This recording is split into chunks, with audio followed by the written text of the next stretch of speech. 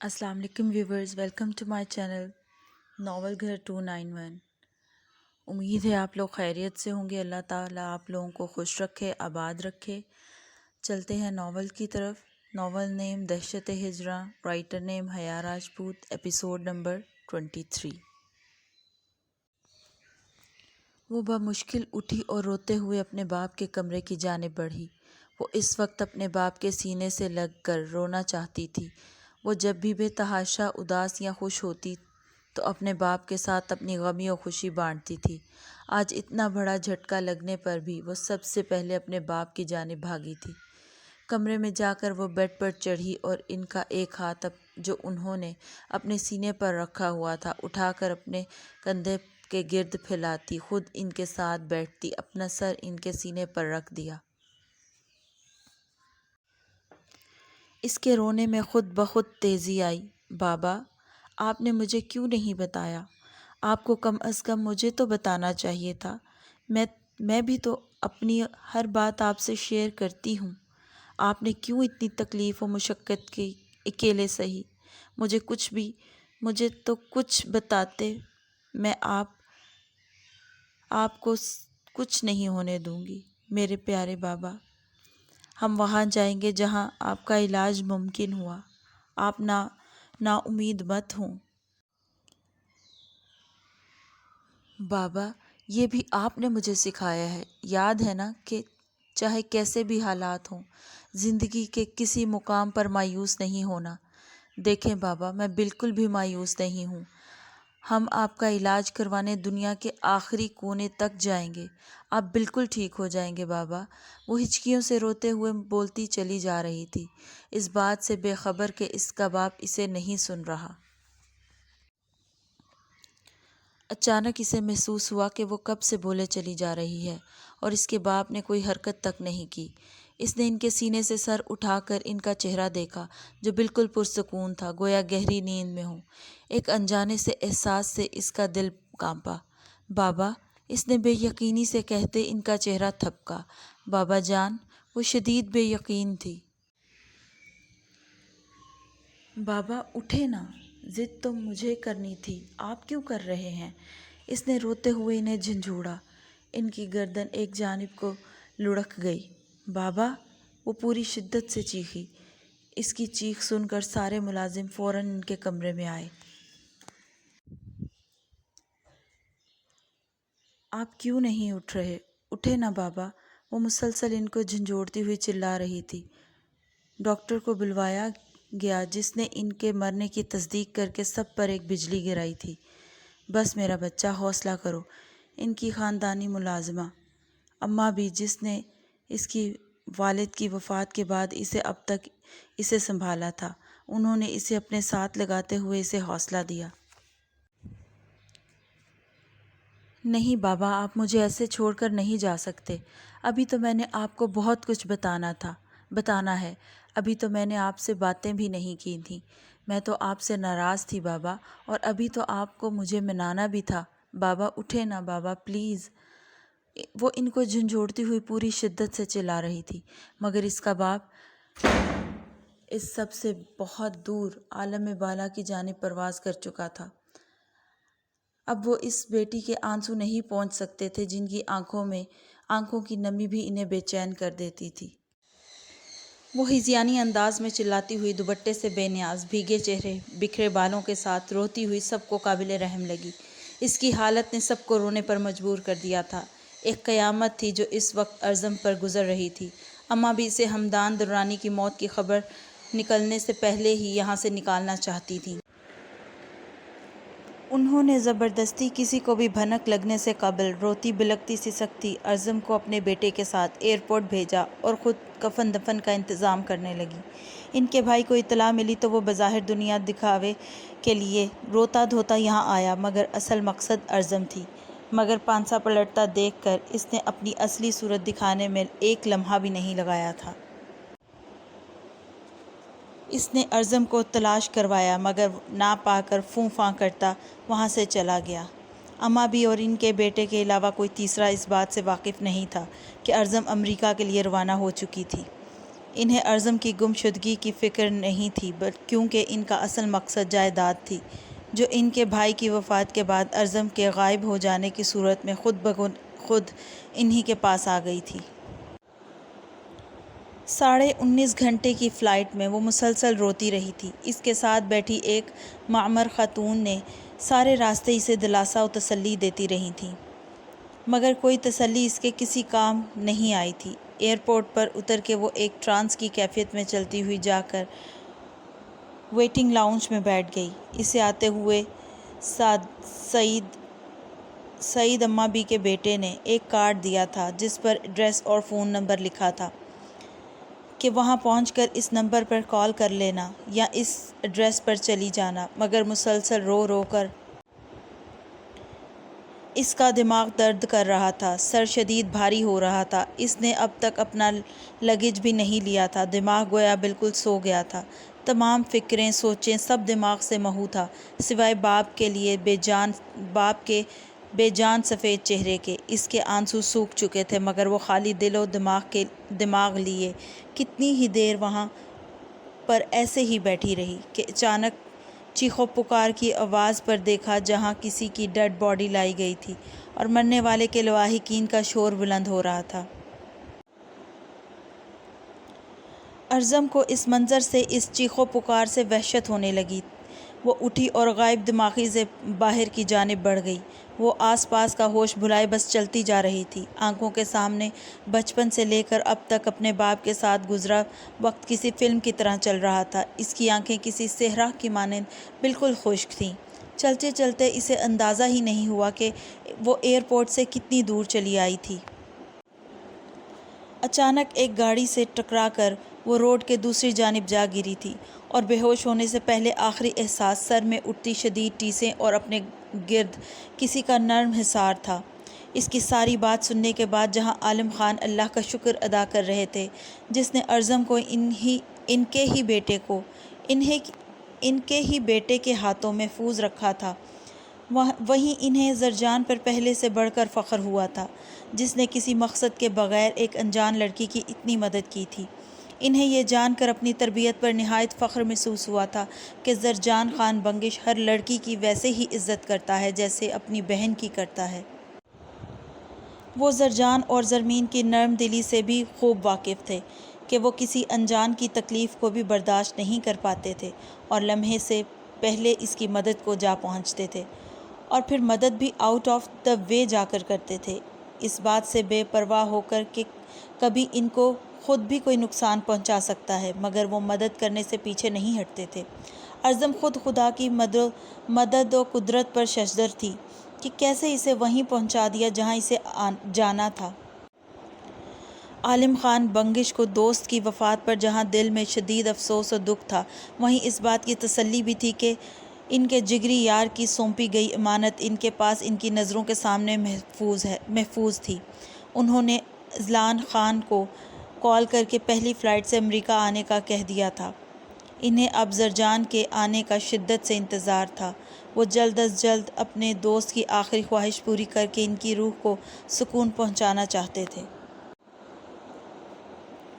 آج شام یہ آخری کنسائنمنٹ جرمنی جائے گی، مگر احتیاط کا دامن ہاتھ سے چھوٹے نہ پائے، کیونکہ سب سے زیادہ مال اسی میں ہے۔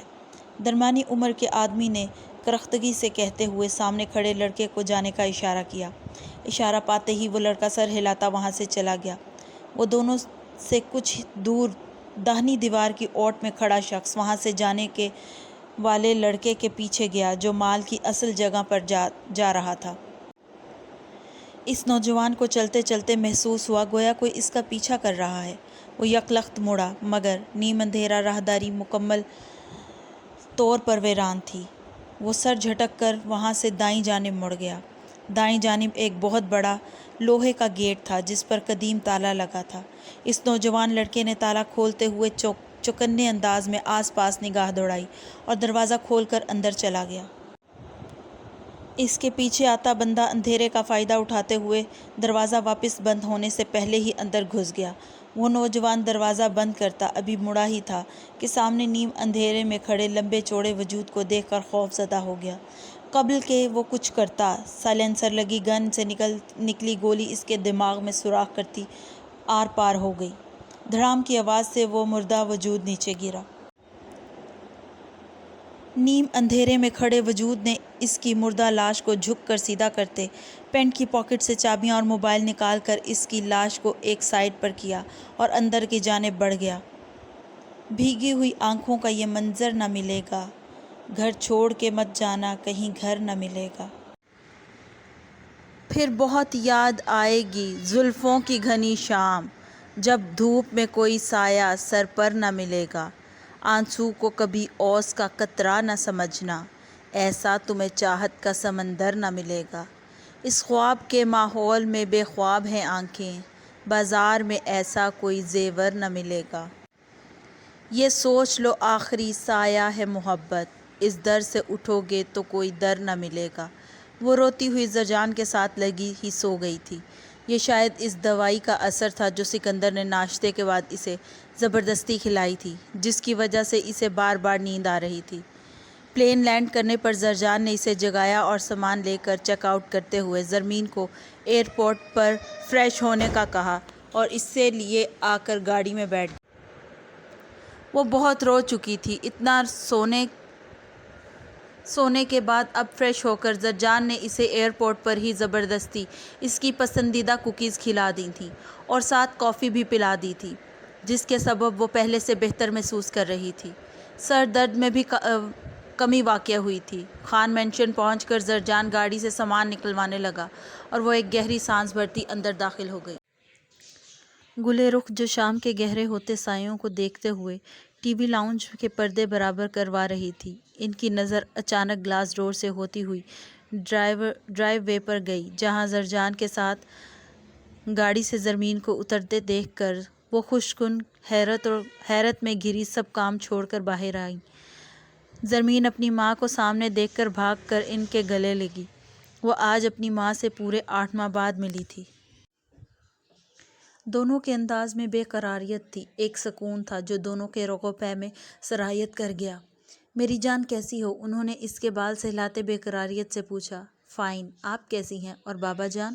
اس نے زبردستی مسکان چہرے پر سجاتے پوچھا۔ سکندر کی دوری تکلیف دہ تھی مگر وہ اپنی ماں کو پریشان نہیں کرنا چاہتی تھی۔ ہم سب ٹھیک ہیں مگر تم ٹھیک نہیں ہو زرمینے۔ انہوں نے اس کا ستا ہوا چہرہ اور سرخ آنکھیں دیکھ کر تشویش کا اظہار کیا۔ وہ ماں تھیں جو دور سے ہی اپنے بچوں کی تکلیف پر پریشان ہو جایا کرتی تھیں۔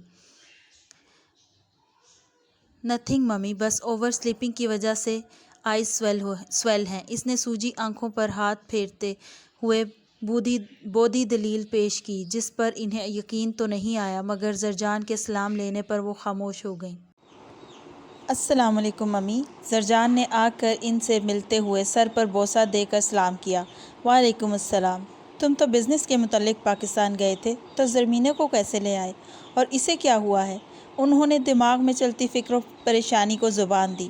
زرمین کا چہرہ اور آنکھیں سرخ تھیں، لہجہ انتہائی دھیما، شکست خوردہ سا تھا، جسے دیکھ کر ان کا دل دہل رہا تھا کہ یہ تو کہیں سے بھی ان کی شرارتی زرمینے نہیں لگ رہی تھی۔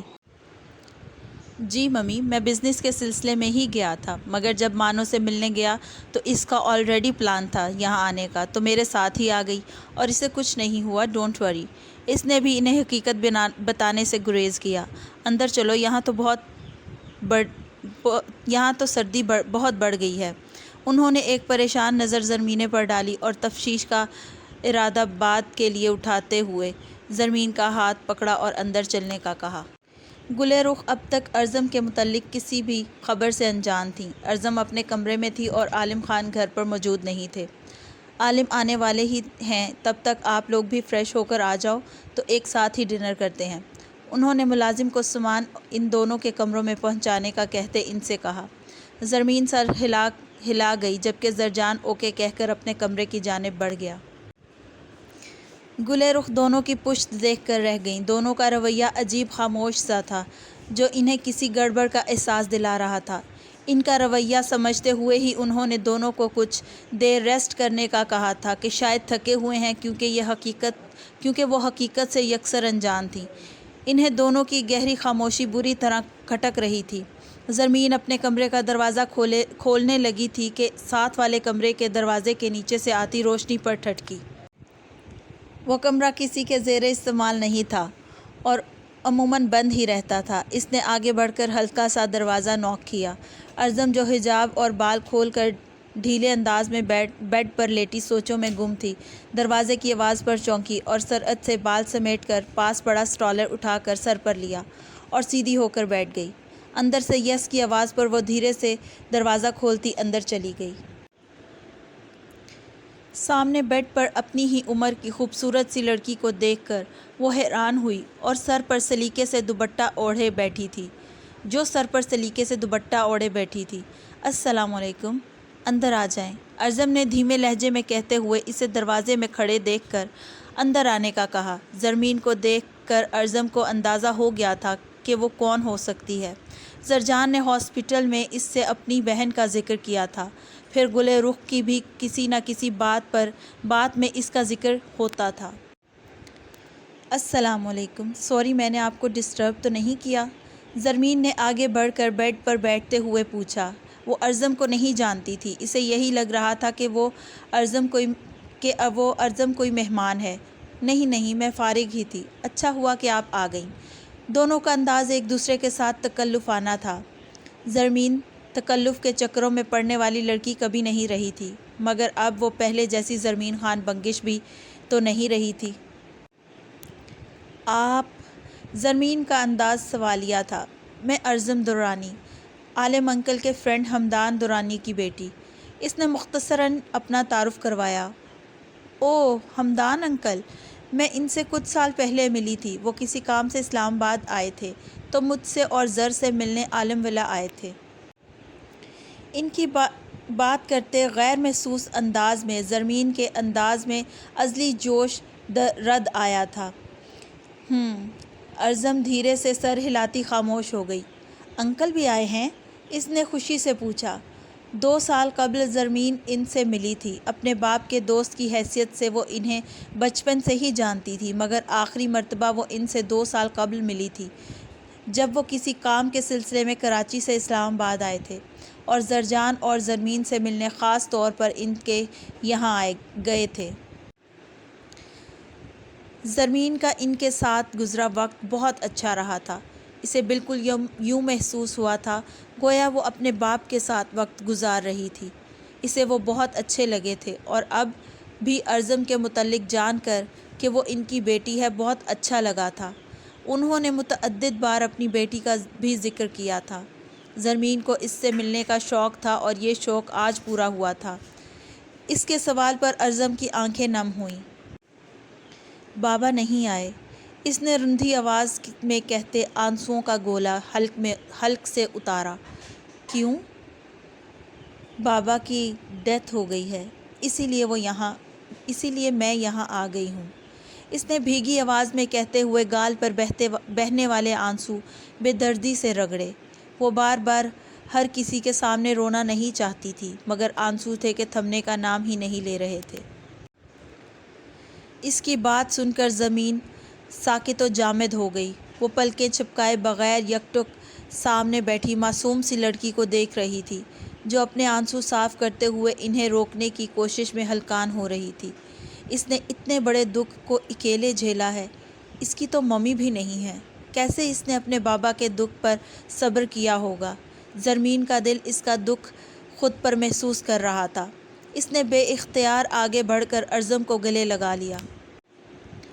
آئی ایم ریئلی سوری، اگر مجھے پتہ ہوتا تو میں کبھی ان کا ذکر کر کے آپ کو تکلیف نہ دیتی۔ اس کے لہجے میں دکھ کے ساتھ شرمندگی بھی شامل تھی۔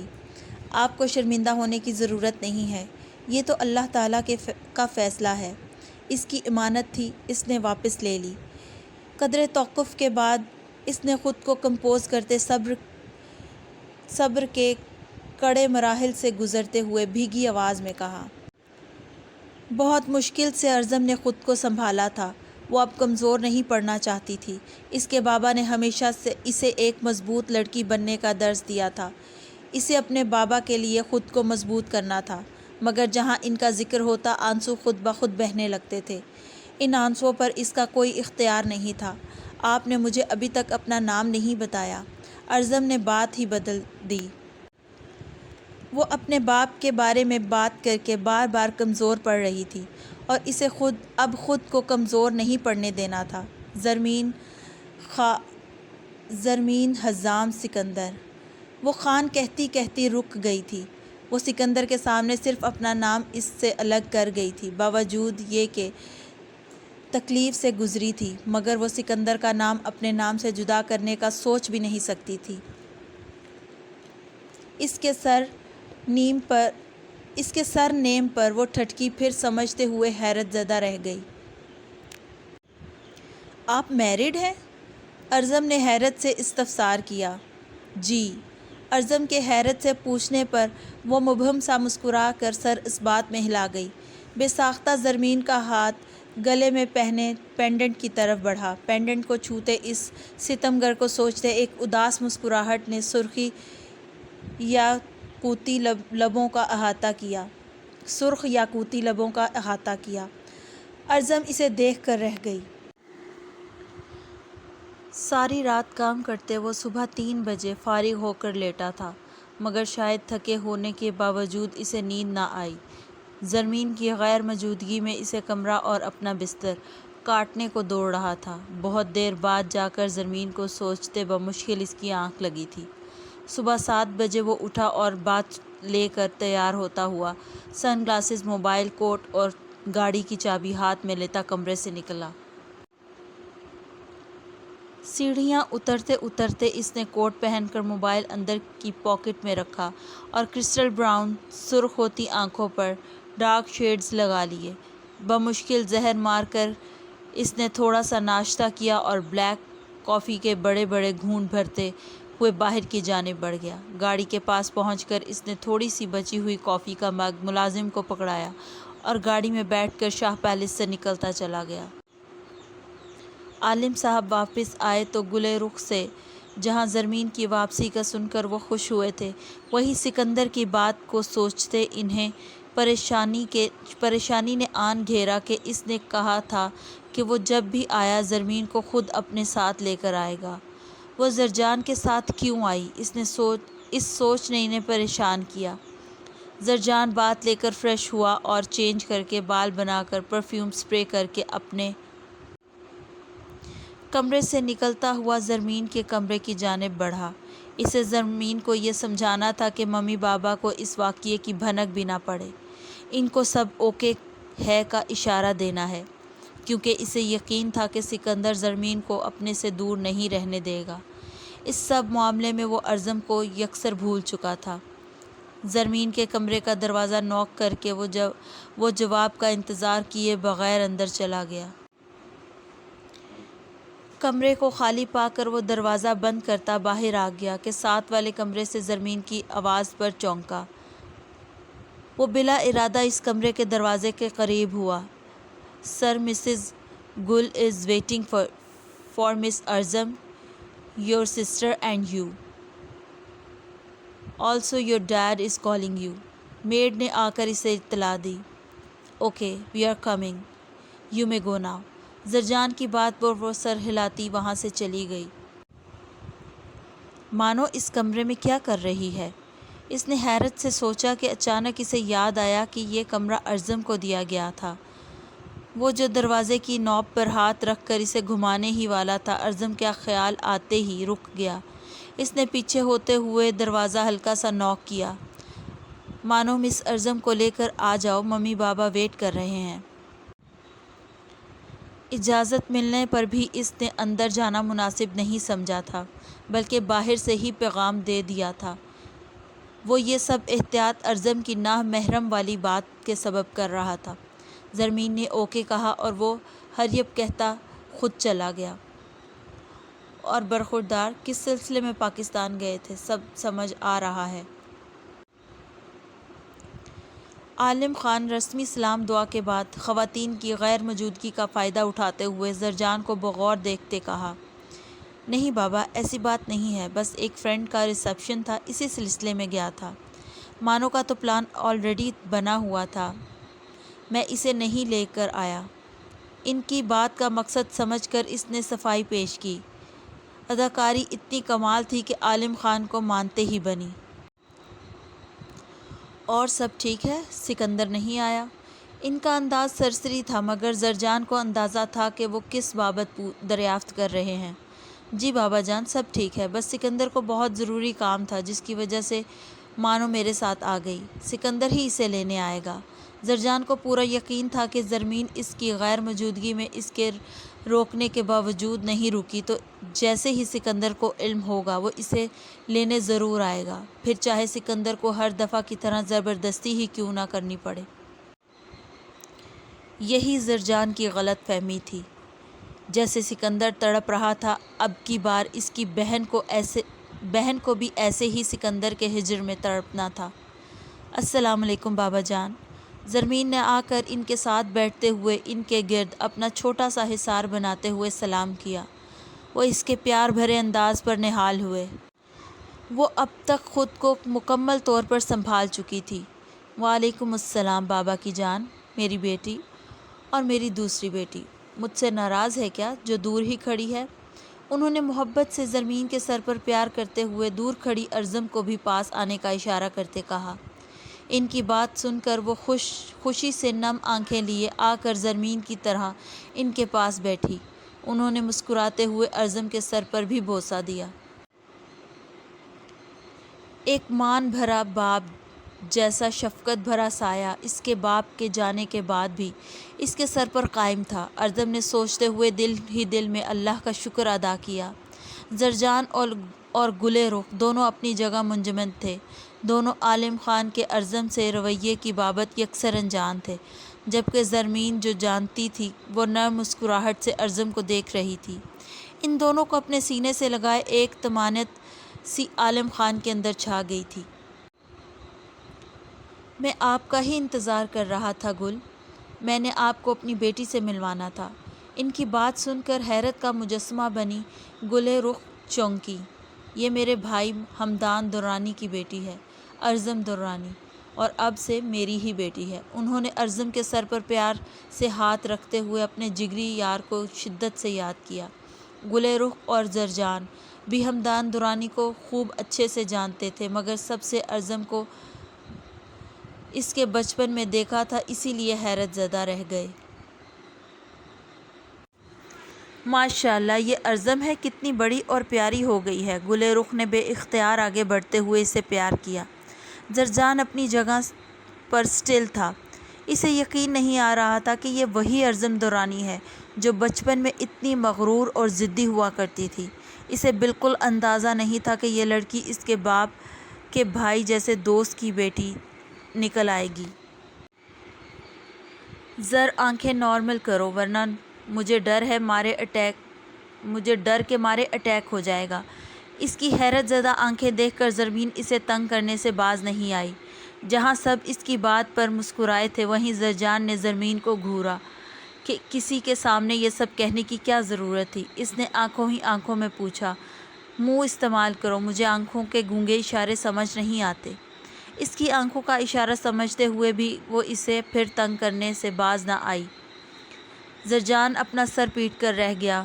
وہ اسے گھور کر گل رخ کی جانب متوجہ ہوا۔ ممی ڈنر ریڈی ہے۔ ہاں چلو، میں یہی تو بتانے آئی تھی۔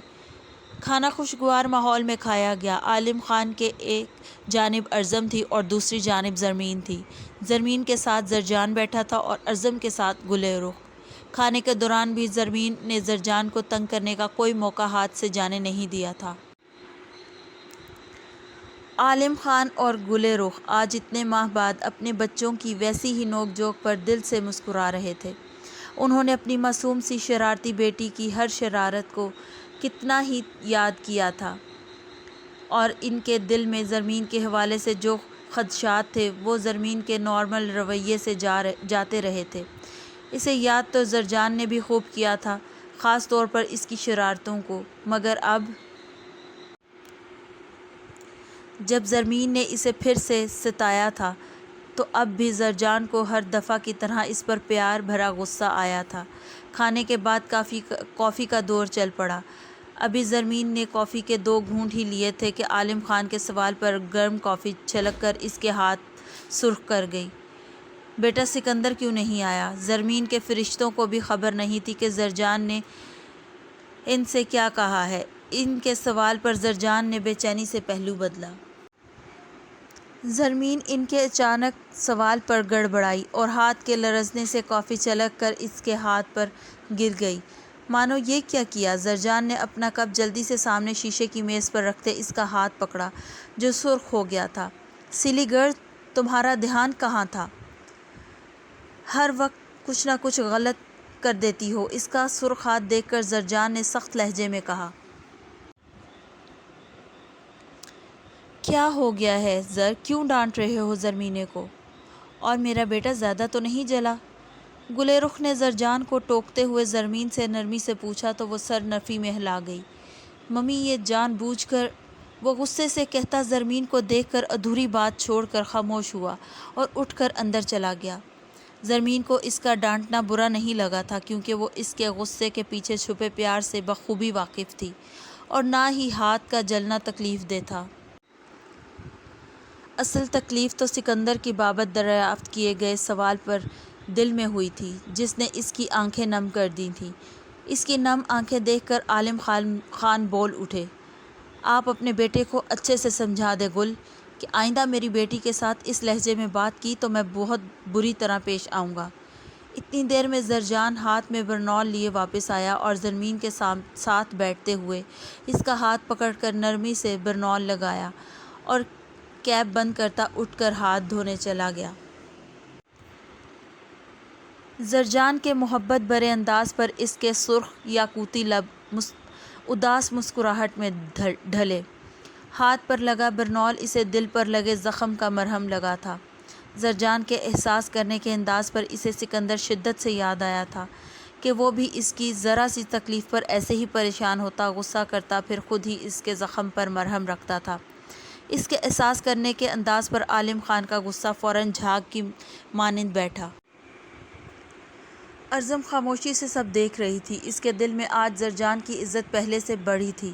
وہ شخص جتنا ڈیسنٹ، گریسفل، جینٹل باہر سے نظر آتا تھا، اس کا اندر اس کے ظاہر سے زیادہ خوبصورت تھا۔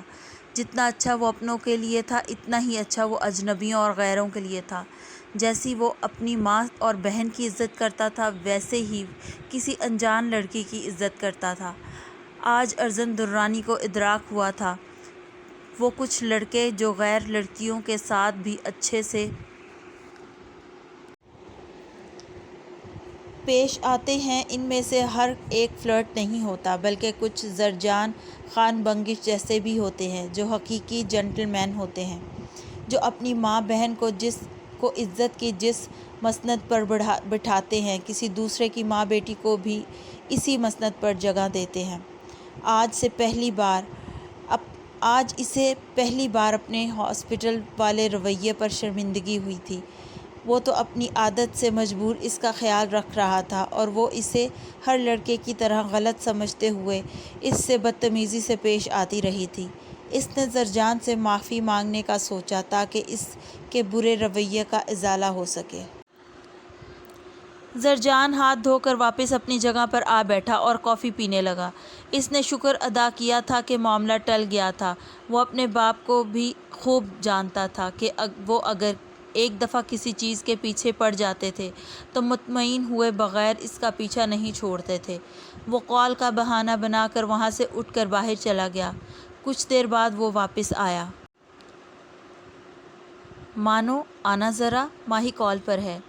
زرمین کو باہر بلانے کا اسے یہی بہانہ سوجا تھا جس پر بغیر کسی تفتیش کے وہ چلی آتی۔ وہ جلدی سے کافی ٹیبل پر رکھ کر زرجان کے پیچھے باہر گئی۔ آرام سے، کون سا بھوت پیچھے لگا ہوا ہے؟ لان میں آ کر زرجان نے پاکٹ میں موبائل رکھتے ہوئے اس کی تیزی سے آنے پر چوٹ کی۔ میں بھوتوں سے نہیں ڈرتی، اس نے جتایا، کیونکہ تم خود بھوتوں کی مدر آف مدرز ہو، زرجان نے ترکی بترکی جواب دیا۔